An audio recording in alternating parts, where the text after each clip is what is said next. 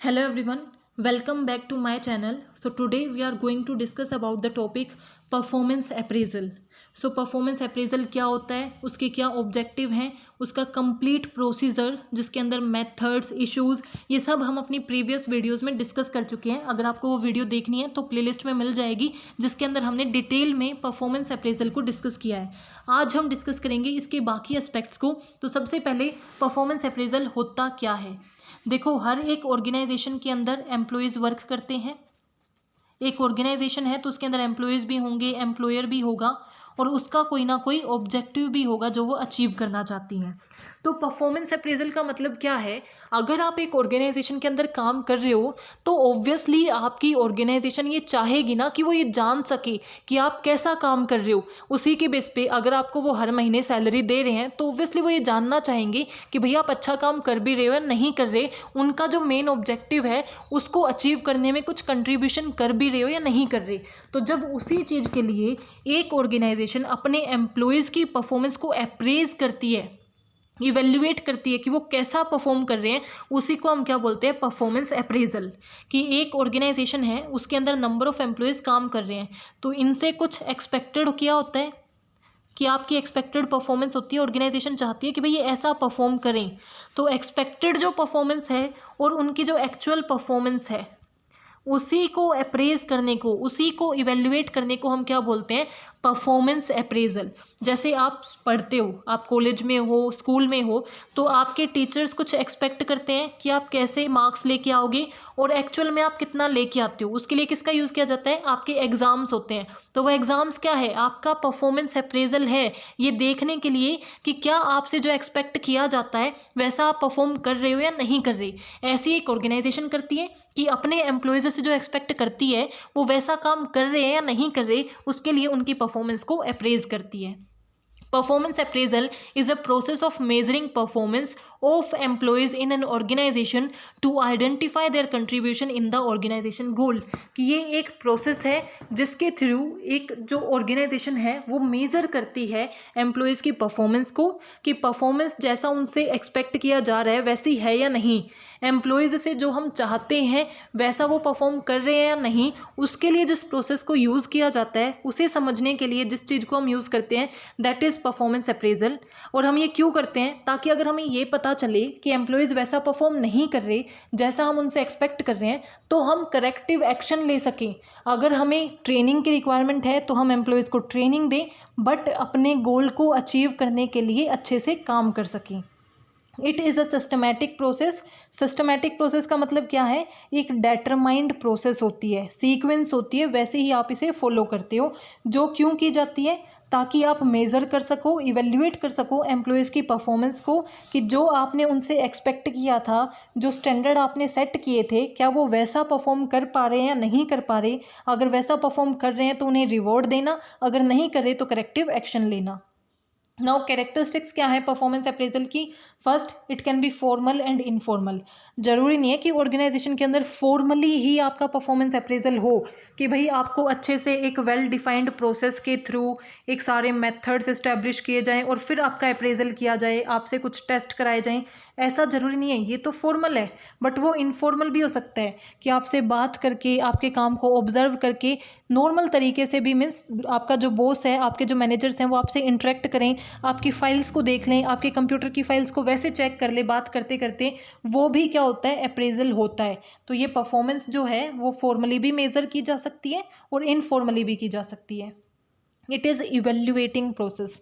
Evaluating process का मतलब क्या है, किसी ना किसी चीज़ को मेज़र करने के लिए होता है. परफॉर्मेंस अप्रेजल किस चीज़ लिए है, हमारी जो परफॉर्मेंस है उसे मेज़र करने के लिए ही तो है, उसे इवेल्युएट करने के लिए ही तो है कि क्या उसके अंदर स्ट्रेंथ है, क्या वीकनेस है, हम परफॉर्मेंस अच्छी कर रहे हैं या अच्छी नहीं कर रहे. अच्छी नहीं कर रहे तो उसके पीछे क्या रीजंस हैं. Then it is an organised process. Organised process का मतलब क्या है, सिस्टमैटिक प्रोसेस है. अगर एक ऑर्गेनाइजेशन फॉर्मल अप्रेजल के लिए जाती है तो उसे सिस्टमैटिक प्रोसेस फॉलो करना होता है कि अपने जो ऑब्जेक्टिव है उसे डिटरमाइन करना, एक्सपेक्टेशंस को डिटरमाइन करना, मेथड्स को डिटरमाइन करना, सभी एरियाज़ को डिटरमाइन करना. तो वो हमारा क्या होता है, परफॉर्मेंस अप्रेजल एक ऑर्गेनाइज्ड प्रोसेस. पीरियोडिक प्रोसेस यानी कि ऐसा नहीं है कि आपकी ऑर्गेनाइजेशन में ने एक बार परफॉर्मेंस अप्रेजल कर दिया तो वो लाइफ टाइम के लिए हो गया, ऐसा कुछ नहीं होता।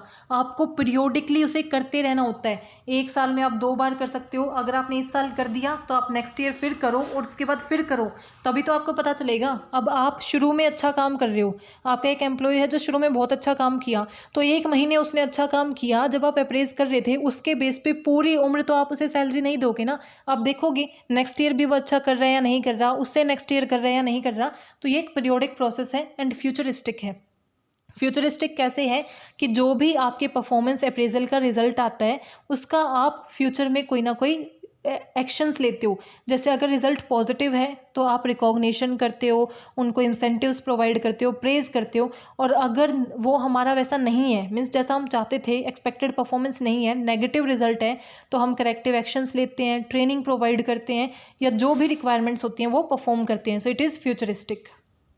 Now importance of organisation appraisal, कि अगर एक ऑर्गेनाइजेशन के अंदर परफॉर्मेंस अप्रेजल हो रहा है तो उसकी क्या इंपॉर्टेंस है, ऑर्गेनाइजेशन को उसके क्या क्या बेनिफिट्स मिलेंगे। तो इसके बेस पे आप डिटरमाइन कर सकते हो कि क्या ट्रेनिंग और डेवलपमेंट की रिक्वायरमेंट है। देखो, अगर आपका एम्प्लॉय से आप एक्सपेक्ट करते थे कि वो 1 महीने में 1000 यूनिट प्रोड्यूस करे, और अगर वो 500 यूनिट प्रोड्यूस कर रहा है, तो इसका मतलब क्या है कि इसके अंदर कोई ना कोई तो वीकनेस है ना, कोई ना कोई लैकनेस है। इसीलिए जो हमने एक्सपेक्ट किया था वैसा वो परफॉर्म ही नहीं कर पा रहा, कहीं ना कहीं कमियां हैं। तो ये ऐसा हो सकता है कि या तो उसके अंदर वो एबिलिटीज़ नहीं है, वो नॉलेज नहीं है, वो स्किल नहीं है। तो KSA, इसको हम KSA लिखते हैं, KSA, नॉलेज, स्किल और एबिलिटीज़, इनकी कमी है। तो एक ऑर्गेनाइजेशन ये तो करेगी नहीं कि हम आपको जॉब से निकालते हैं। तो वो क्या सोचती है, बिकॉज उन्होंने उसे रिक्रूट किया है, सेलेक्ट किया है, उसमें ऑलरेडी पैसा लग चुका है। अब नए को रिक्रूट करने के बजाय इसी को ट्रेनिंग दे के आप क्या कर सकते हो, परफॉर्मेंस को इंप्रूव कर सकते हो, जिससे जो आपका एम्प्लॉय है वो भी मोटिवेट होगा, वर्ड ऑफ माउथ भी अच्छा होगा और गुडविल भी अच्छी होगी। तो आप ये आइडेंटिफाई कर सकते हो परफॉर्मेंस अप्रेजल करके कि क्या एम्प्लॉयज़ को ट्रेनिंग की रिक्वायरमेंट है या नहीं है। अगर वो वीक परफॉर्म कर रहे हैं तो इसका मतलब उन्हें ट्रेनिंग की रिक्वायरमेंट है, अदरवाइज नहीं है। Second is motivate employees. Performance appraisal हमेशा एम्प्लॉयज़ को मोटिवेट करता है, स्पेशली जो हार्ड वर्किंग एम्प्लॉयज़ होते हैं। अब मान लो एक ऑर्गेनाइजेशन में आप काम कर रहे हो, आप बहुत हार्ड वर्क करते हो, एफर्ट्स डालते हो, और आपको लगता है कि आपकी ऑर्गेनाइजेशन मेज़र ही नहीं करती कि कौन अच्छा कर रहा है कौन बुरा कर रहा है, उनके लिए तो सब एक जैसे हैं। तो ये आप मोटिवेटेड नहीं होगे, आप डीमोटिवेटेड होगी कि मेरा अच्छा करने का कोई फ़र्क ही नहीं पड़ रहा। तो अगर हम परफॉर्मेंस अप्रेजल करते हैं तो वो एम्प्लॉयज़ को मोटिवेट करते हैं, उनकी मोरल को बूस्ट अप करते हैं। प्रोवाइड फीडबैक, कि इसके थ्रू आप अपने जो भी एम्प्लॉयज़ हैं उन्हें फीडबैक प्रोवाइड कर सकते हो, उन्हें बता सकते हो कि वो कैसा परफॉर्म कर रहे हैं। जो अच्छा कर रहे हैं उनके साथ कम्युनिकेट करके उन्हें प्रेज़ करो और बताओ कि आप और अच्छा करो, आप काफ़ी अच्छा कर रहे हो, ऑर्गेनाइजेशन में बहुत अच्छे से कंट्रीब्यूट कर रहे हो। और जो अच्छा नहीं कर रहे उन्हें भी आप उनके साथ भी मीटिंग करो, उन्हें बताओ कि यहाँ यहाँ कमियाँ रह रही हैं, अगर आप अच्छा परफॉर्म नहीं कर रहे तो क्यों नहीं कर रहे, क्या इश्यूज़ हैं, क्या प्रॉब्लम है, उन्हें सॉल्व करने की कोशिश करो। Then effective communication. Performance appraisal जो है वो एक सोर्स ऑफ कम्युनिकेशन भी बन जाता है ऑर्गेनाइजेशन के अंदर, बिकॉज ऑब्वियस सी बात है, अप्रेजल होगा तो उसका कोई ना कोई फीडबैक निकलेगा, और फीडबैक निकलेगा तो आपको वो कम्युनिकेट करना होगा। तो इससे हमारी जो कम्युनिकेशन है मैनेजर और एम्प्लॉयज़ की, वो इम्प्रूव हो जाती है। Sound decision making. Performance appraisal करके आप अच्छे डिसीजन ले सकते हो, बिकॉज आपको पता चल जाएगा कि आपकी ऑर्गेनाइजेशन में एम्प्लॉयज़ कैसा परफॉर्म कर रहे हैं। अगर वो अच्छा परफॉर्म कर रहे हैं और बहुत अच्छा आप करवाना चाहते हो तो आप उसके रिगार्डिंग डिसीजन ले सकते हो कि मीन्स आपको प्रमोशन देना है या नहीं देना, उनको कितना पेमेंट देनी है, किसको कितनी सैलरी देनी है, या फिर किसी एम्प्लॉय को जॉब पे रखना है या नहीं रखना जो प्रोबेशनरी पीरियड में थे। प्रोबेशनरी पीरियड का मतलब क्या होता है कि मान लो आप ऑर्गेनाइजेशन ज्वाइन करते हो किसी को, तो 6 महीने तक आप प्रोबेशनरी पीरियड पे रहते हो कि अगर आपने अच्छा काम किया तो हम आपको परमानेंटली रख लेंगे, अदरवाइज आपको निकाल दिया जाएगा। तो आपके जो प्रोबेशनरी एम्प्लॉयज़ हैं उनकी परफॉर्मेंस को अप्रेज करके ही तो आप ये डिसाइड करोगे ना कि उन्हें रखना है या नहीं रखना। जैसा हमने उनसे एक्सपेक्ट किया था, अगर उन्होंने वैसा परफॉर्म कर दिया तो वो जॉब में रहेंगे, अदरवाइज वो नहीं रहेंगे। तो आपके पास अगर आपने परफॉर्मेंस अप्रेजल किया है तो आप अच्छी डिसीजन मेकिंग कर सकते हो। और लास्ट है आपका प्रमोशन डिसीजन। आप ले सकते हो कि प्रमोशन आपको करना है या नहीं करना अपने एम्प्लॉयज़ का। अगर परफॉर्मेंस अप्रेजल में आता है कि वो पॉजिटिव रिजल्ट है, सब अच्छा परफॉर्म कर रहे हैं, तो उसका प्रमोट करो, जो अच्छा परफॉर्म नहीं कर रहा उसको डिमोट कर सकते हो। सो ये आपकी इंपॉर्टेंस है। Now principles of performance appraisal, कि जब आप परफॉर्मेंस अप्रेजल करो तो इन चीज़ों को हमेशा फॉलो करना चाहिए, तभी आप एक अच्छा परफॉर्मेंस अप्रेजल कर सकते हो। इसके बाद एक टॉपिक आएगा इफेक्टिव और elements of effective performance appraisal. ये दोनों एक तरीके से सेम ही होते हैं, क्योंकि प्रिंसिपल्स भी वही चीज़ें बताता है कि किस तरीके से आप एक अच्छा परफॉर्मेंस अप्रेजल कर सकते हो, और एलिमेंट्स भी वही होते हैं इफेक्टिव परफॉर्मेंस अप्रेजल के। जैसे कि फर्स्ट, क्लियर ऑब्जेक्टिव, कि आप परफॉर्मेंस अप्रेजल क्यों कर रहे हो, उसका ऑब्जेक्टिव आपके माइंड में क्लियर होना चाहिए। कि आप प्रमोशन के ऊपर डिसीजन लेना चाहते हो, पे स्केल के ऊपर डिसीजन लेना चाहते हो, प्रोबेशनरी एम्प्लॉयज़ के ऊपर डिसीजन लेना चाहते हो, कि आपका बेसिक रीज़न क्या है परफॉर्मेंस अप्रेजल करने का। देन क्लियर कम्युनिकेशन, जो भी आपके परफॉर्मेंस अप्रेजल का रिजल्ट आए उसको आपको क्लियरली कम्युनिकेट करना होता है। ऐसा नहीं कि परफॉर्मेंस अप्रेजल करके छोड़ दिया कि चलो देखा जाएगा, जो जैसा कर रहा है वैसा कर रहा है। नहीं, जो भी रिजल्ट आया उसको उसे कम्युनिकेट करो, क्लियर कम्युनिकेशन होनी चाहिए। रेगुलरली फीडबैक प्रोवाइड करो, कि जैसे जैसे आपका अप्रेजल होता रहे लगातार फीडबैक भी प्रोवाइड करते रहो अपने एम्प्लॉयज़ को, ताकि वो अपने खुद के लेवल पे भी कुछ चेंजेस कर सके, इंप्रूवमेंट कर सके। फेयर एंड ट्रांसपेरेंट क्राइटेरिया, ये मोस्ट रिक्वायर्ड है।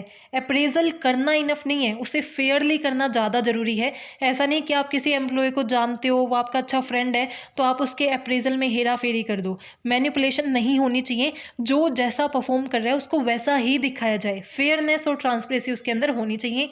रिकॉग्निशन ऑफ अचीवमेंट, अगर कोई अच्छा परफॉर्म नहीं कर रहा तो वहाँ अगर हम करेक्टिव एक्शन ले रहे हैं, उनको अगर हम कुछ बता रहे हैं कि भाई आप नेगेटिव कर रहे हो, तो उनको प्रेज भी करो जो पॉजिटिव कर रहे हैं। ऐसा नहीं कि जो जिन्होंने अचीव कर लिया उनका ठीक है, जिन्होंने नहीं किया उनकी बात होगी कि अब उनको कैसे इंप्रूव करना है। जिन्होंने अचीव किया है उनको भी प्रेज करो, उनको भी रिकॉग्नाइज करो।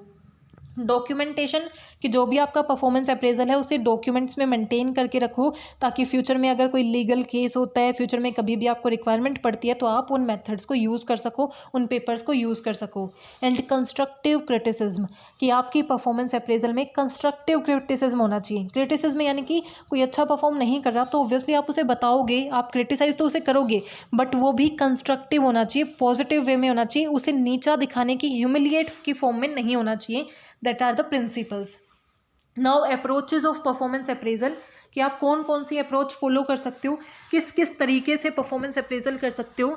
तो ट्रेट को माइंड में रख के, रिजल्ट को माइंड में रख के, या बिहेवियर के बेस पे आप क्या कर सकते हो, परफॉर्मेंस अप्रेजल कर सकते हो। तो सबसे पहले है ट्रेट। ट्रेट का मतलब क्या होता है, कैरेक्टरिस्टिक्स। एक पर्सन के क्या फीचर्स हैं, क्या कैरेक्टरिस्टिक्स हैं, उसके बेस पे जब आप परफॉर्मेंस अप्रेजल करते हो, दैट इज ट्रेट अप्रोच। कि एक ऑर्गेनाइजेशन में आप काम कर रहे हो तो आपके क्या ट्रेट हैं, आप एज ए पर्सन कैसे हो, आपकी क्या कैरेक्टरिस्टिक्स है, आप ऑनेस्ट हो, डिसिप्लिन्ड हो, आपके अंदर कितनी एबिलिटी है डिसीजन मेकिंग की, आपकी कम्युनिकेशन स्किल्स कैसी हैं, कितने लॉयल हो आप, या फिर कितना इनिशिएट आप लेते हो चीज़ों में। उसके बेस पे जब आप परफॉर्मेंस अप्रेजल करते हो वो हमारी होती है ट्रेट अप्रोच। बट इसकी एक कमी क्या है, जैसे हम किसी को उसके ट्रेट के बेस पे कंप्लीटली जज नहीं कर सकते।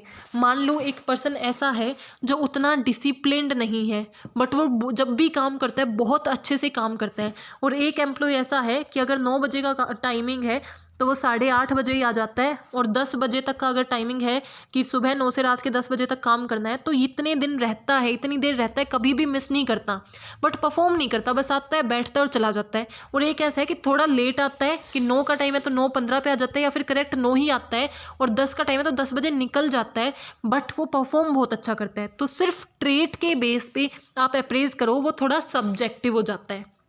देन आता है आपका बिहेवियर अप्रोच। बिहेवियर जो है वो ट्रेट से एक वाइडर टर्म है। ट्रेट जो है वो बिहेवियर का ही पार्ट होता है।